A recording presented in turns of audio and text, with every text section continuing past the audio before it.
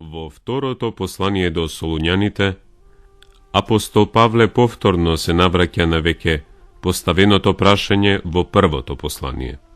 Проблемот околу славното Христово доаѓање.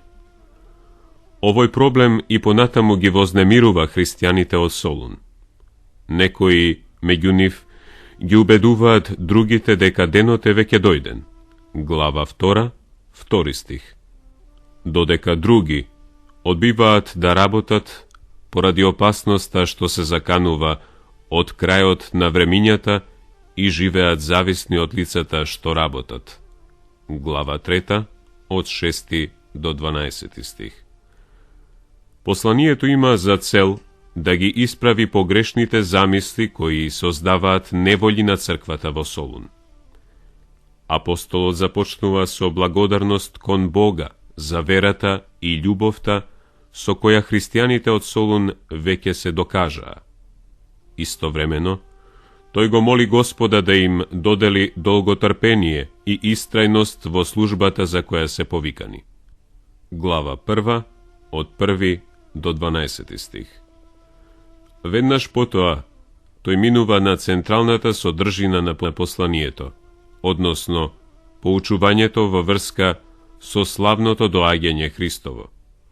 А ова нема да дојде пред да се појави една мистериозна личност, предводена од сатаната, која ќе го донесе од своја страна бунтот против Бога и спротивставувањето на Христос. Глава 2, од 1 до 12 стих. Соочени со нападите на силата на злото, станува неопходно верниците да живеат сврсти во нивната верност кон Евангелието и непрестано да се молат. Од глава 2, 13 стих, до глава 3, 5 стих. Веднаш потоа, апостолот енергично се завзема против однесувањето на мрзливците и им го посочува примерот на оние кои работат за да не му бидат никому на товар. Глава 3, од 6 до 15 стих. Благословот и поздравите го сочинуваат и краткиот заклучок на посланието. Глава 3, од 16 до 18 стих. Славната изрека: кој не сака да работи, не треба повеќе ни да јаде. Глава 3, 10 стих, го прави читателот предпазлив после прочитувањето на ова послание. Второ послание до Солуњаните. Глава 1. Словото на животот. Павле, Силван и Тимотеј, до црквата на Солуњаните, во Бог Отецот наш и Господ Исус Христос. Благодат вам и мир од Бог Отецот наш и Господ Исус Христос. Должни сме секогаш да му благодариме на Бога за вас, браќа, онака како што прилега, затоа што верата ваша необично многу расте и заемната љубов кај сите вас изобилува. Така што ние самите се фалиме со вас во Божите цркви за вашето трпение и вера и покрај сите прогони и маки што ги поднесувате. Тоа е доказ за праведниот Божји суд дека вие ќе се удостоите со Царството Божјо за кое страдате. Бидејќи справедливо е пред Бога да им ги врати маките ваши на оние што ве мачеа, а вам намачените да ви возврати спокојство заедно со нас, кога Господ Исус ке се јави од небото со ангелите на својата сила, во распламнат оган да им се одмаздува на оние кои не го познаваат Бога, кои не го послушаа Евангелието на нашиот Господ Исус Христос. Тие со вечна погибел ќе бидат казнети далеку од лицето на Господ и од славата на Неговата моќ, кога ќе дојде Тој за да биде прославен во оној ден сред своите светии и да му се восхитуваат сите оние што поверуваа, а исто така и вие, бидејќи со вера го примивте нашето сведоштво. Затоа и се молиме секогаш за вас да ве удостои нашиот Бог за звањето и да ја исполни со сила секоја желба за добрина и секое дело на верата. Тад да се прослави во вас името на нашиот Господ Исус Христос и вие во него по благодатта на нашиот Бог и на Господ Исус Христос.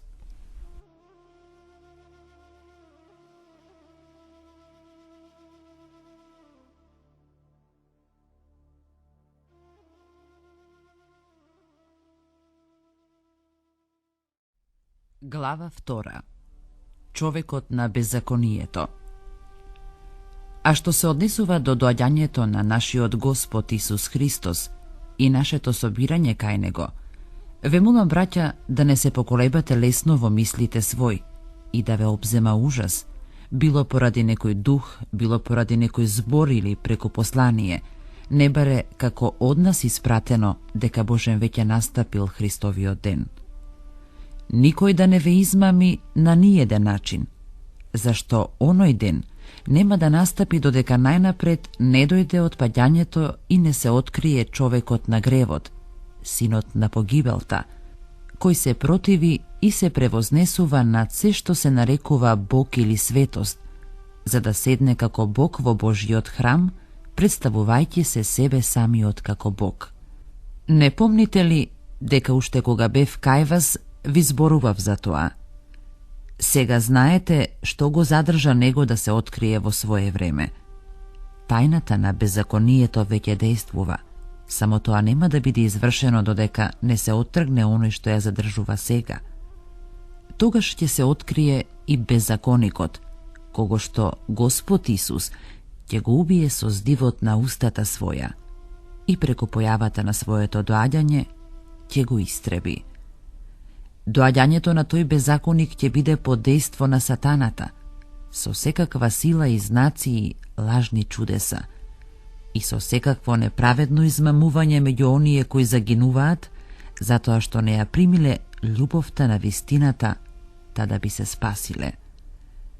И затоа Бог ќе им испрати сила на заблуда, за да поверуваат на лагата, та да бидат осудени сите кои не поверуваа во вистината, а ја засакаа неправдата. Избрани за спасение. Ние пак сме должни да му благодариме на Бога за вас секогаш, возлюбениот Господ, браќа, затоа што од почетокот, преку осветувањето од Светиот Дух и преку верата во вистината, Бог ве избра за спасение, кон кое ве повика преку нашето Евангелие, за да ја придобиете славата на нашиот Господ Исус Христос. И така, браќа, стоите и држете ги преданијата што ги научивте, било преку нашето слово, било преку нашето послание. А сам Господ наш, Исус Христос, и Бог и Отец наш, кој не возлюби и преку благодатта своја ни даде вечна утеха и добра надеж, нека ги утеши срцата ваши и да ве утврди во секое слово и добро дело.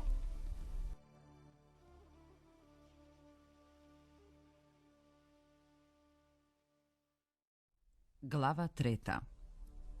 Потоа, браќа, молете му се на Бога за нас, та Словото Господово да се распространува и да се слави на секое место, како и меѓу вас. И да се избавиме од жестоки и злобни луѓе, бидејќи немаат сите вера. Но верен е Господ кој ќе ве утврди и запази од лукавиот. Ние сме уверени за вас во Господ, дека го вршите и дека ќе го вршите она што ви го заповедаме. А Господ нека ги насочи срцата ваши право кон љубовта Божја и трпението Христово. Ви заповедам, браќа, исто така во името на нашиот Господ Исус Христос, да се двоите од секој брат кој живее неуредно, а не според преданието што го добивте од нас. Сами знаете како треба да се угледате на нас, бидејќи ние не живеевме неуредно кај вас, ниту пак кај некого јадевме леп дарум, туку работевме со труд и мака дење и ноќе за да не му додеваме на никого од вас. И не поради тоа што немавме власт, туку за да бидеме пример, та да се угледате на нас. Зашто, кога бевме меѓу вас, ви го заповедавме ова, Кој не сака да работи, тој нека и не јаде. Да се љубиме едни со други. Но слушаме дека некои од вас живеат неуредно. Ништо не работат, туку се занимаваат со празни работи. На таквите им заповедаме и ги молиме во нашиот Господ Исус Христос да работат тивко и да си го јадат својот леп. А вам, браќа, да не ви здодејува да правите добро. Ако некој не ги послуша нашите зборови од ова послание, обележете го и не дружете се со него, за да се посрами.